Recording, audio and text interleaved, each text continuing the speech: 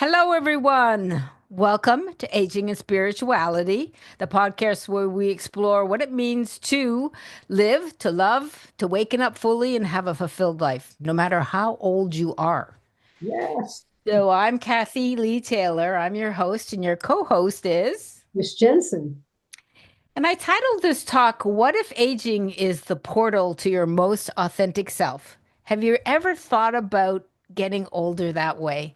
What if growing older really was about being more honest than you've ever been in your entire life? That's what we're going to explore today. It's really kind of I read this talk again before I got online, and I was got really excited about it because it really brings up some interesting questions that I think you're going to enjoy. So listen up. We're going to think about the first question here, diving into a question that's going to change really, I hope, how you see your road ahead of you. And that is, what if aging isn't a decline, but a divine return? Mm, What that sounds scrumptious. I mean, that's that's a juicy question. She's so funny. Oh, I like that one. What if aging isn't a decline, but a divine return? I'm guessing many of you have never heard that question before. I didn't either until this talk. Think about it this way, like what if it's not about fading away into obscurity and instead it's about revealing a new way of being past 60 or whatever that age is for you. Not about like losing the value of who you are, but rediscovering who you've been all along. Boomers are often told that they're past their prime. Ugh, oh, really? doesn't that give you the shiver just to hear those words? You're like, your middle finger gets really itchy. Yes, but in a boomer way. I mean, that preconception alone makes aging really the ultimate spiritual opportunity to peel away what is really false Mhm. and just go ahead and live a damn fulfilled life. I mean, you owe it to yourself, right?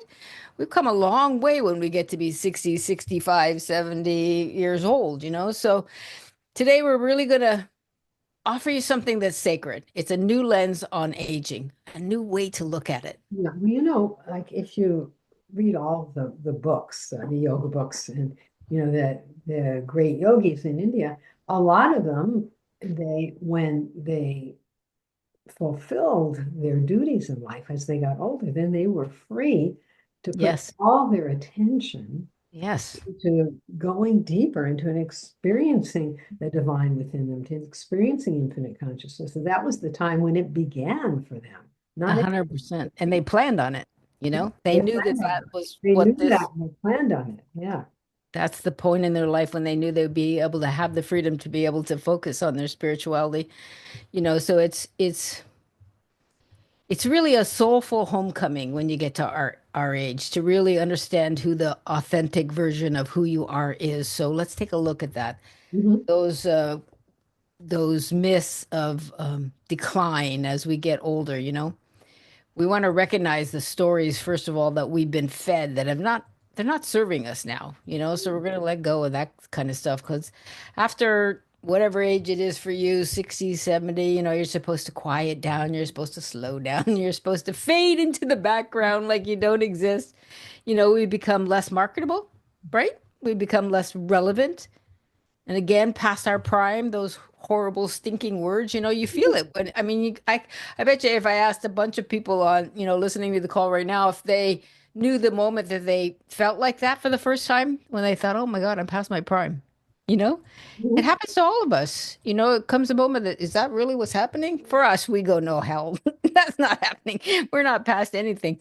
But that's how it feels because of society, but even if you've lived like a full, rich life, you sometimes you just hear that whisper in the back of your head, like your best days are behind you, but they're not. What if they're not? What if they're not, you guys? They're not behind you. Yeah. What if your best days are yet to come? Yes.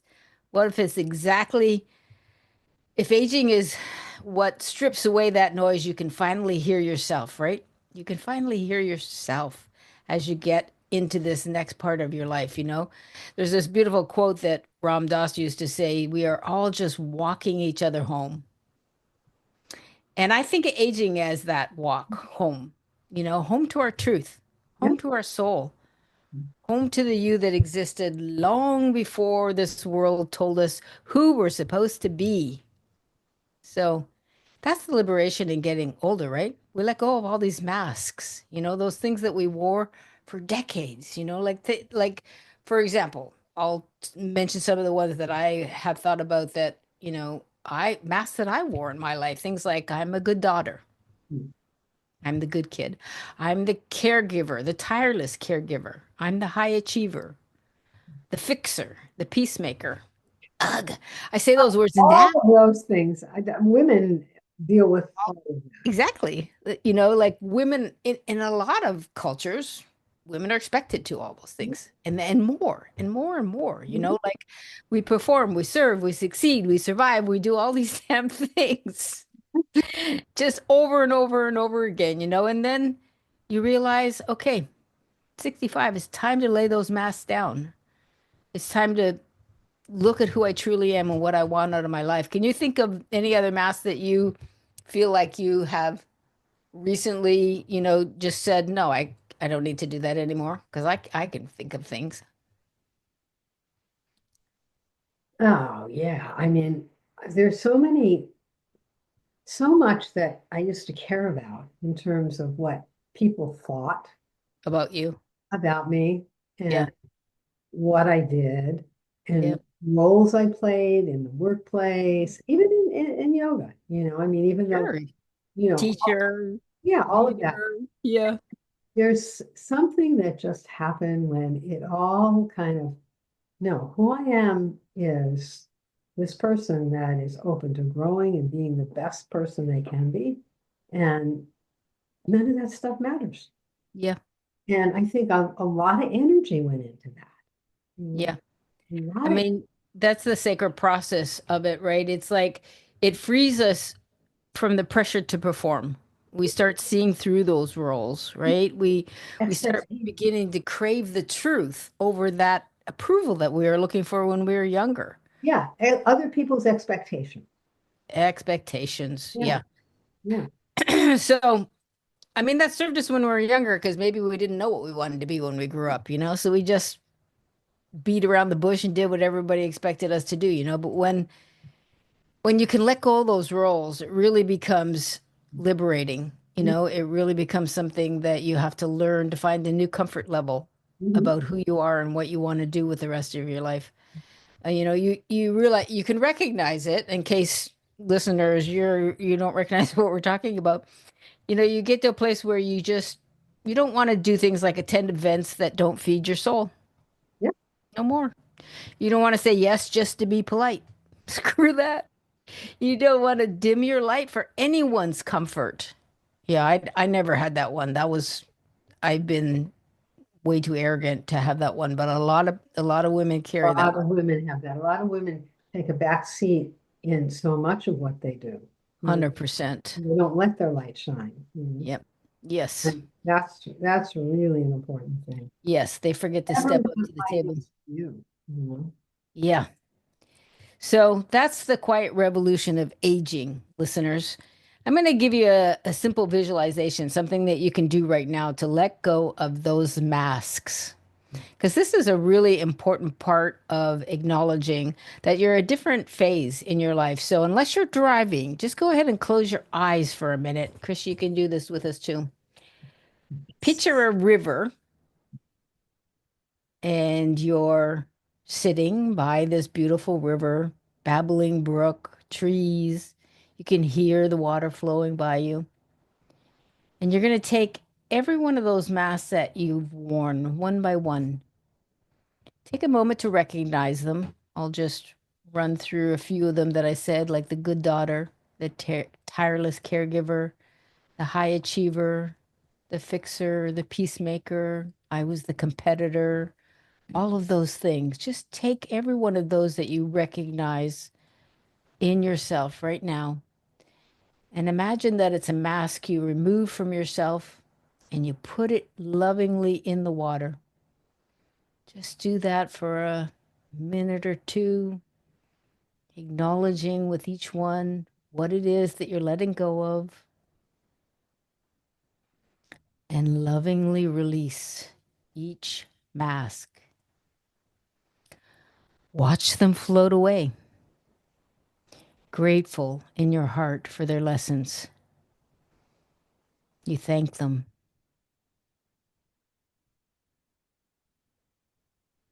Watch each one be lovingly and gently held by the current and disappear downstream.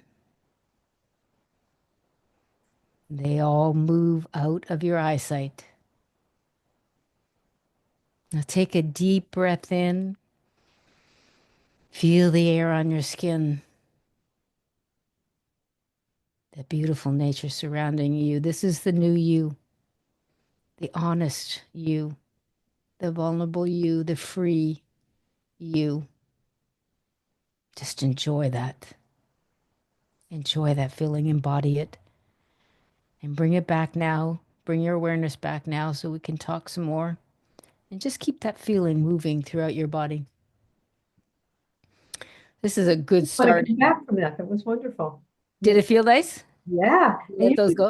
it brought up something interesting for me. Oh, For me, I love to be where lots of love is happening. I mean, one time the yoga master at the yoga center said I should think about the reason I chose to be born on a day when my birthday's Valentine's Day. So yeah. on the day when people are expressing love. And Yes. I- and I was realizing that, you know, I don't have to be around those situations where people are unloving and unkind. Mm, I mean, I will be, but but it's like I can choose, I can yes. more freely choose. Yeah, I think you've done that your whole life. Yeah, whether you were aware of it or not. Just innately, that was kind of the agreement that you signed on It's for. part of the agreement, right? Yeah, that's part of the contract. I love that. Thank you for sharing that. Yeah, so that process is the feeling of bringing back that free you, that honest, open, vulnerable you. That's reclaiming your inner voice, your inner self, you know? When the masks are gone, something really magical gets to happen. Your soul starts to speak to you louder, and you can actually hear it. You can actually be connected to it, you know? Not the voice of your past, not the expectations of others, but your own deep knowing of who you are. Truly. I mean, do the exercise at home, you know, when you're not listening to this. You know, you might have things like remembering long forgotten dreams, things that you haven't thought about in a long time that you wanted to do, right? Like maybe you wanted to paint or you write or dance or travel or all the stuff that you used to do as a kid, but you haven't thought about in so many years. Like somebody sent me a little song clip today on my phone, and I realized when was the last time I've actually sat down and listened to some good music? I couldn't think of one. I was like, oh, okay, that's going to be on my agenda now because that's ridiculous that you can't think of one. So new dreams are possible. You know, things that you've never imagined before that were possible. They can come to the surface too, you know, and present themselves as real possibilities. You may not have even imagined them before or even thought about them before. Leave space for, you know, those kinds of things to come into your life now. You know, maybe you get to a place where you're asking yourself, what do I really want? And you know, that's an interesting question because a lot of people might ask it, but how many get a really fulfilling answer? Mhm. You know, it's not always easy. I Yeah. mean, I ask it a lot, and more often than not, I don't get something that just puts me on fire, lights me on fire, you know, like I can't wait to get up and do it. So there you go. There's a great quote from Mary Oliver, who's an amazing poet. She said, "Tell me, what do you plan to do with your one wild and precious life?" It gives me I love that Yeah. quote. It gives me a shiver every time. Like, yes, like that sense of urgency. Like, if anything, when we get to this age, we understand how finite time is. And the faster you get, the older you get, the faster it goes. What is your plan to do with your one wild and precious life? So What- remember, you're not done yet. You're becoming more you than you've ever been. Don't let anybody kid you. This is the best time of your life. Yeah, I remember one time I was at a yoga retreat I was talking to the yoga master and I said, I can't believe that it's almost over. I feel like we just got here. And he said, well, one day you're going to be saying that about your life. Yeah, that's scary. Oh, I really want, Well, but if not, when? Now. yeah, You know, 100%. we don't want to be saying that about our lives. We don't want to get to the end and say, oh, I wish I did. Now's the time. I agree so much. Yeah. And we've got so much more wisdom. We've got so much more experience and Yes, we do. more love in our hearts, you know? That's so true. It really is about changing into something new as we get to this stage of life. You know, we want to remember something about ourselves that's ancient and sacred and free and bring that into this experience, you know, someone that's been inside of you all along. You know, Yeah. let her out, let her out. So I actually gave you some journal prompts. You can use journal prompts or just answer them in your head, whatever. But if you got a pen, you might want to write these down, and I'll stick them in the notes because I'll probably go a little quicker than you could actually write them all down. But here's a great exercise that you can do at home. You can just light a candle, find a quiet moment, sit down with yourself on your meditation mat, wherever. Maybe you have an altar, you want to sit in that particular sacred kind of a place. Keep it to yourself. And then ask these questions. Number one, what mask or roles am I ready to release? We just did that very similar exercise, but you might have found that there's some that you're not ready to let go of. And Yes. those are worth looking at, paying attention to, and finding out why you're not. Those are very revealing. Number two, when in my life have I felt most like myself? Mm, Great question because it's like gives you a reference point, yeah, that's great. right? For Yeah. what that's supposed to feel like. And then you can manifest it better. You can aim towards that particular feeling that is embedded and known in your being, in your body. Number three, what have I always wanted to do but talked myself out of? You're laughing. That one annoys the heck out of me because there's so many things that I wanted to do. I know. And we talk Awesome. ourselves out of it, Okay, for I'm the going same to reason. I'm going to hold myself accountable and write that one down and figure out one thing that I've always wanted to do and do it by the next time we have a podcast. Okay, question number three is for me. Okay, noted. Okay, number four, what would my 8-year-old self recognize and love about me today? Mm, Isn't that interesting? That's like backwards. really We usually interesting. looking back on our little self. But what would my 8-year-old self recognize and love about me today? That's a good one. A lot of growth, that's for sure. A lot of growth, a lot of stick to it, a lot of courage and perseverance. And number five, what truth am I now brave enough to live out loud? Okay, I'm highlighting this one for me too. What truth am I brave enough to live out loud? I can feel myself just getting wobbly thinking about that question. Like, I know there's something in there I'm afraid to do. So I got to think about that one too. So I have two. Okay, those are the five questions. Just let them be doorways for you, you know, to describe and define who the new you is going to be. Yeah, I'm going to be thinking about that because the same too you have. I have. Really? Oh, how funny is that? Yeah. Funny. Yeah, I like that. I like those kinds of questions that open me up to stuff that I haven't been paying attention to. Yeah, there's nothing more exciting and beautiful in life than learning new things and Yes, moving, growing, growing. growing. Yeah. Wow. Yeah, we are definitely those people. Yep. So, lovely listeners, I hope you have enjoyed this because aging is not a detour. You know, it's not the end of your story, really. It's the chapter where we finally stop editing ourselves for everybody else's sake and we start writing about how we were always meant to live. It's such an amazing golden opportunity. You're not too late. You're right on time and you are becoming, remember that, you're becoming every day. Just like I found a question today that I don't know how I'm going to answer. Thank goodness. I mean, I never want that to end in my life. Well, how could you know everything? Can't. You can't. It never ends. Never. You know, when we on our way out of this planet or this realm, we're going to be saying the same thing. No, I got stuff to learn. I got stuff to do. I'm still becoming. Yeah, we know you're going to be back. So, listeners, thank you for walking this sacred path with us today. And, as always, if this episode has moved something in you, we'd love to hear about it. So go to our YouTube channel and subscribe and leave a comment and send us a message because we want to share this with as many people as we can. So when you do those activities, other people find the podcasts. Okay? Yeah, I mean, it's helped us. It could help you. It 100%. could help your friends. I hope so. So until next time, be true to yourself, be brave, be wild, and be beautiful. See you Fun. next week.